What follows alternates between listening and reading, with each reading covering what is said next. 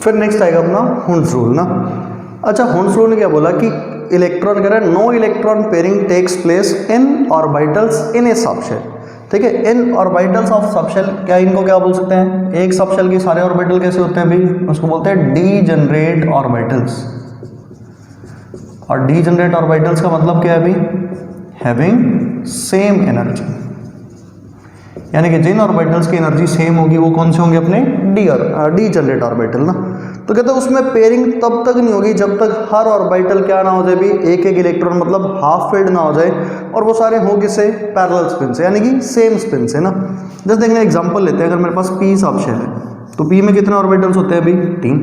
तो अगर मेरे को 3 इलेक्ट्रॉन भरने हो तो पहला इलेक्ट्रॉन ये गया, फिर दूसरा सेम स्पिन, तीसरा सेम स्पिन, तो क्या 3 भर गए। अब चौथे इलेक्ट्रॉन से क्या शुरू होगी, पेयरिंग, और पेयरिंग किससे, अपोजिट स्पिन से। तो ये 4, ये 5वां इलेक्ट्रॉन और ये छठा इलेक्ट्रॉन। ऐसे अगर मेरे को डी में भरने हो तो डी में कितने ऑर्बिटल्स होते हैं अपने पास भी, 5। तो ये पहला इलेक्ट्रॉन, ये दूसरा, ये तीसरा, ये चौथा और ये 5वां, यानी कि 1 2 3 4 और 5। क्या सारे डीजनरेट ऑर्बिटल हाफ फिल्ड हो गए।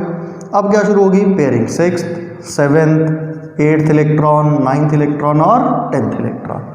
तो यानी कि पेयरिंग ऑफ इलेक्ट्रॉन तब तक नहीं होगी जब तक सारे ऑर्बिटल्स क्या ना हो जाए, डीजनरेट ऑर्बिटल हाफ है, और उसके बाद क्या स्टार्ट होगी, पेयरिंग। ठीक है, तो इसमें जो इलेक्ट्रॉन पेयरिंग नहीं होती उसी को क्या बोलते हैं हम, अनपेयर्ड इलेक्ट्रॉन ना। जैसे अगर मेरे को बोलते हैं P4 लिखो, तो P4 में क्या होगा भाई, ये पहला, दूसरा, तीसरा और 4 इलेक्ट्रॉन फिल्ड हो गए। तो इसमें कितने अनपेयर्ड इलेक्ट्रॉन बच गए भी, 2 अनपेयर्ड इलेक्ट्रॉन्स बच गए। ऐसे अगर बोलते हैं D5 तो 1 2 3 4 5, तो पहला इलेक्ट्रॉन, दूसरा, तीसरा, चौथा, 5वां, तो कितने अनपेयर्ड इलेक्ट्रॉन्स आ गए इसमें, 5 अनपेयर्ड इलेक्ट्रॉन्स आ गए। ठीक है। अच्छा, एक और इम्पॉर्टेंट बात ना, हाफ फिल्ड और फुली फिल्ड कॉन्फ़िगरेशंस क्या होती हैं अभी, ज़्यादा स्टेबल होती है। ठीक है, मतलब क्या, fully filled and half filled configurations are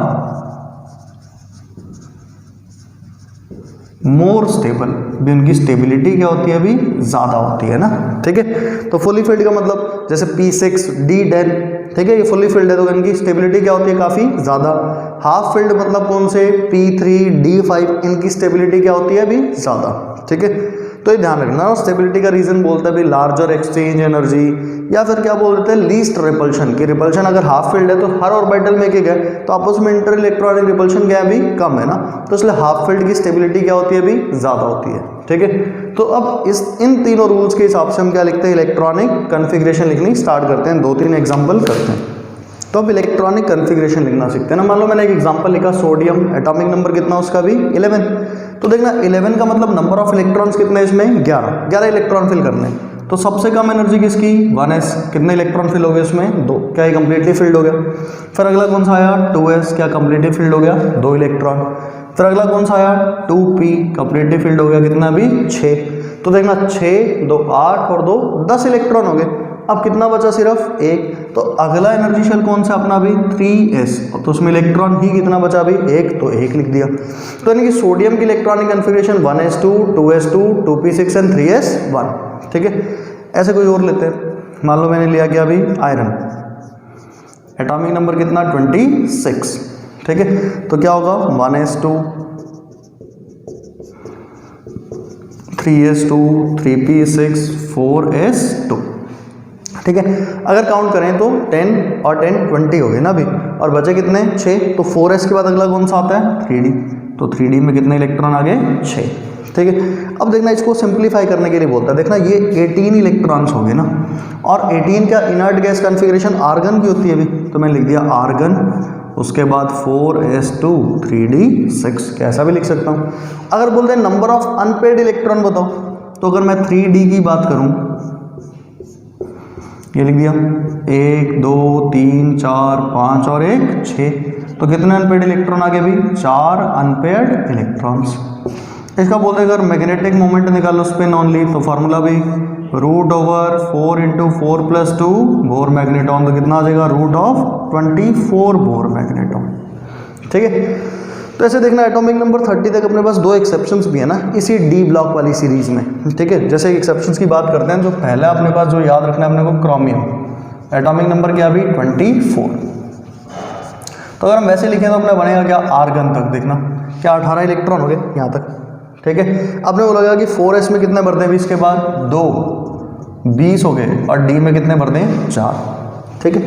अब एक बात सोचना, D4 से ज़्यादा स्टेबल कन्फिग्रेशन तो D5 है, तो क्या होता है कि एक s का इलेक्ट्रॉन कहाँ चला जाता है D में ना, तो इसकी जो कन्फिग्रेशन बनती है वो क्या है भाई अपनी आर्गन 4s1 और आगे क्या होगा 3d5। रीजन क्या है, due to stable half filled configuration, ठीक है। ऐसे इसमें एक आएगा किसका भी कॉपर का, कॉपर एटॉमिक नंबर कितना भाई 29, ठीक है। यहाँ अगर लिखें तो होना क्या चाहिए था अपने पास आर्गन 18 इलेक्ट्रॉन 4s2 20 और फिर 3d9, पर D10 स्टेबल होगी किससे D9 से, तो यहाँ क्या बन जाता है भाई आर्गन 4s1 और उसके बाद 3d10, क्या देखना क्या एक स्टेबल कन्फिग्रेशन होगी, ठीक है। तो इसलिए कॉपर और क्रोमियम अपने को दो कन्फिग्रेशंस अपने को ये ध्यान रखनी है ना, ठीक है। अच्छा, अगर इलेक्ट्रॉनिक कन्फिग्रेशन कैटायन के लिए लिखनी हो, एनायन के लिए लिखनी हो, तो अगर मेरे को कभी भी कैटायन के लिए लिखनी हो ना भाई, तो क्या भी electron is removed from outermost shell, सबसे जो आउटर मोस्ट शेल होगा मेन एनर्जी शेल उसमें से इलेक्ट्रॉन रिमूव करना है ना। जैसे मेरे को बोल दे आयरन +2 की कन्फिग्रेशन लिख के बताओ, ठीक है। तो पहले तो मैं लिखूंगा आयरन की, तो आयरन की कन्फिग्रेशन क्या होगी भी आर्गन 4s2 3d6, ये लिख दिया। अब मेरे को दो इलेक्ट्रॉन निकालने, तो देखना दो इलेक्ट्रॉन ये 4 है ये 3 है, तो आउटर मोस्ट तो कौन सा हो गया n = 4, तो दोनों इलेक्ट्रॉन यहीं से रिमूव करूं, तो Fe+2 क्या बताएगा अपने को भी क्या आएगा आर्गन, वो 4s0 तो बचेगा क्या 3d6, ठीक है। तो ऐसा नहीं कि आउटर मोस्ट 3d से निकाल दें, 3d की एनर्जी ज़्यादा है पर आउटर मोस्ट कौन सा n = 4 वाला है ना, तो जब भी इलेक्ट्रॉन रिमूव करना है तो आउटर मोस्ट शेल से करना है, मेन एनर्जी शेल से, और जब भी गेन करवाना है तो किस में करवाना है भाई आउटर मोस्ट जो खाली होगा ना। अब 4s में तो जगह है ही नहीं, तो कहाँ पे आएगा 3d में ही आ सकता है, ठीक है। तो ये क्या लिखी हमने इलेक्ट्रॉनिक कन्फिग्रेशन, और उसी से हम नंबर ऑफ अनपेड इलेक्ट्रॉन्स भी निकाल सकते हैं, स्पिन ऑनली मैग्नेटिक मोमेंट भी निकाल सकते हैं ना। तो ऐसे आयंस के लिए अपने से पूछ सकता है स्पिन ऑनली मैग्नेटिक मोमेंट बता दो।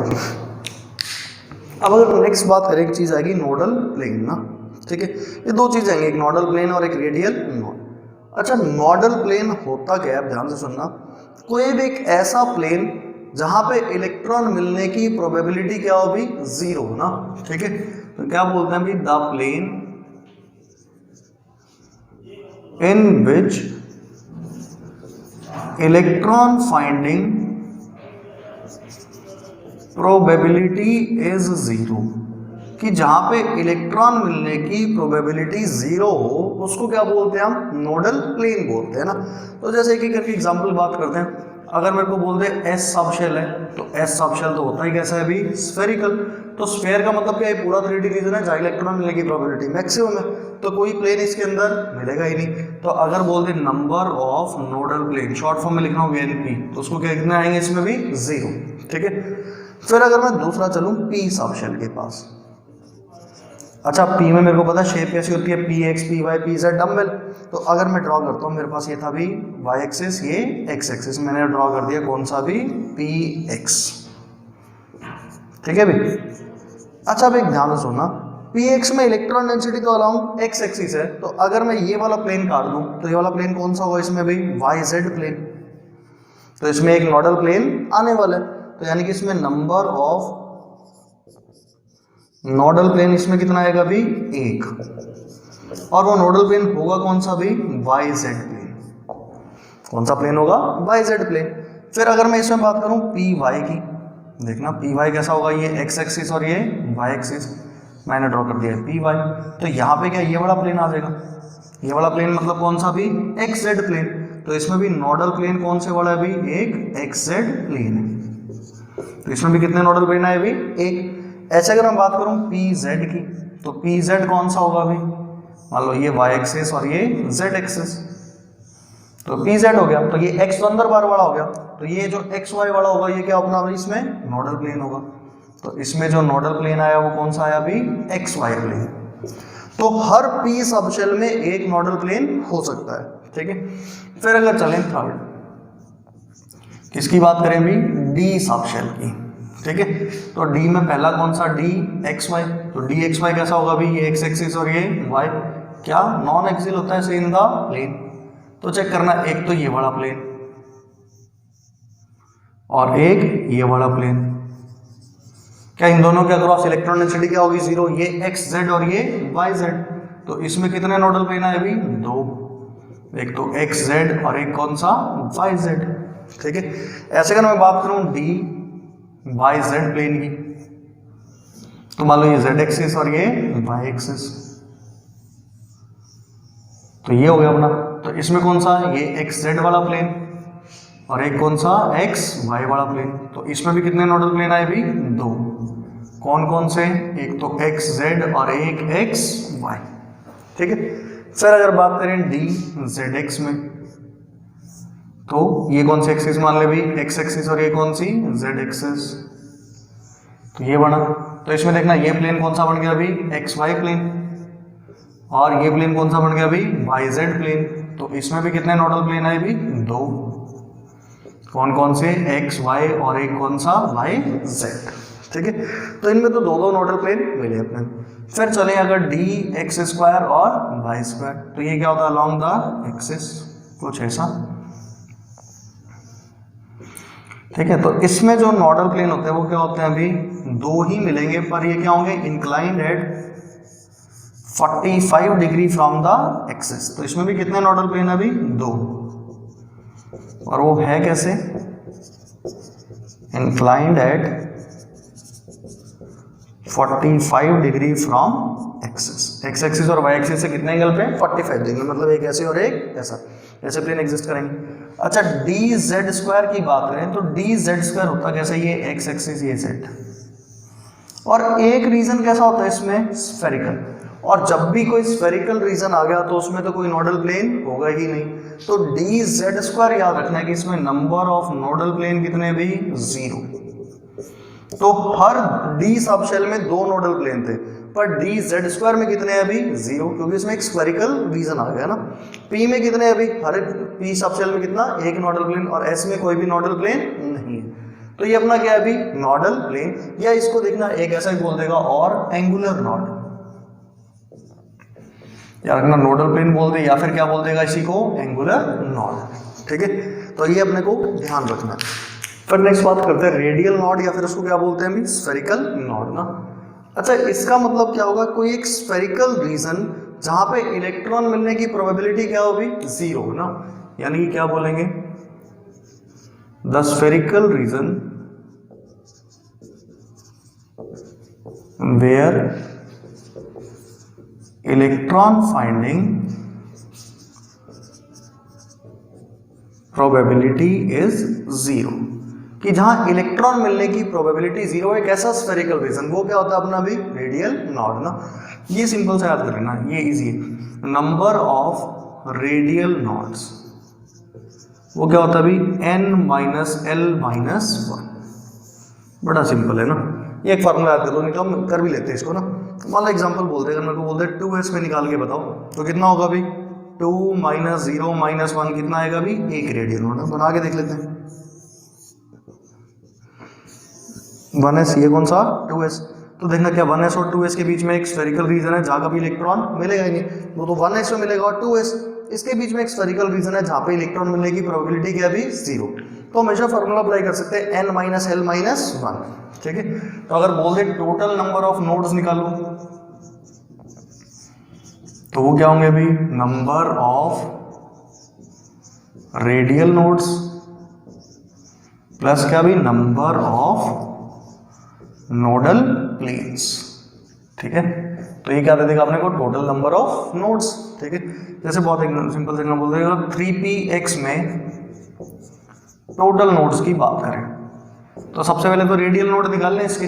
अच्छा रेडियल नोड n की वैल्यू 3 माइनस 1 माइनस 1 तो कितना आएगा, एक रेडियल नोड, और px है तो नोडल प्लेन भी कितना, एक, तो टोटल कितने नोड आएगी भाई, दो, ठीक है। ऐसे अगर बोल दे क्या अभी 5dz²। तो अगर टोटल नोड्स की बात करें, सबसे पहले रेडियल नोड निकालें, 5 - 2 -1, तो कितना रेडियल नोड आ गया अभी 2, और dz² में कोई नोडल प्लेन होता ही नहीं, तो टोटल नोड्स कितने आ गए 2। ठीक है, तो ऐसे हम किसकी बात कर सकते हैं, नंबर ऑफ रेडियल नोड्स और स्फेरिकल नोड्स निकाल सकते हैं, नोडल प्लेन निकाल सकते हैं, और टोटल नोड पूछ ले तो दोनों को ऐड कर सकते हैं।